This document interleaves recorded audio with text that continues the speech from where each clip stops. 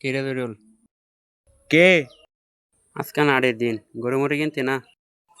কি নাম তো বেটা পাগলা হয়ে গেছে বেটা। এই গ্রামের ভিতরে সবচেয়ে বড় গরুটা আমি কিনাম বেটা।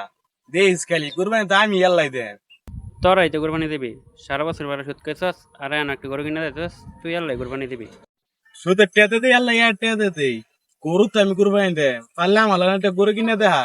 এটার মধ্যে তো যুক্ত নাই, খালি আসুস কারা সুদ খা ওটার মধ্যে আসো।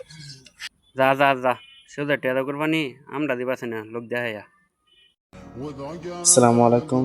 আপনারা সবাই কেমন আছেন? আশা করি অনেক ভালো আছেন। তো আমার এই ভিডিও মূলত ছিল আমাদের সমাজে কিছু কিছু সুদখোর আছে যারা বড় বড় গরু কিনা লোক দেখে কোরবানি দেয়, শুধু তাদের জন্যই। তো আপনারা সকলেই আমার এই ভিডিওটা বেশি বেশি লাইক এবং শেয়ার করে দেবেন, যাতে সামনে আমাদেরকে আরো ভালো কিছু দিতে পারে।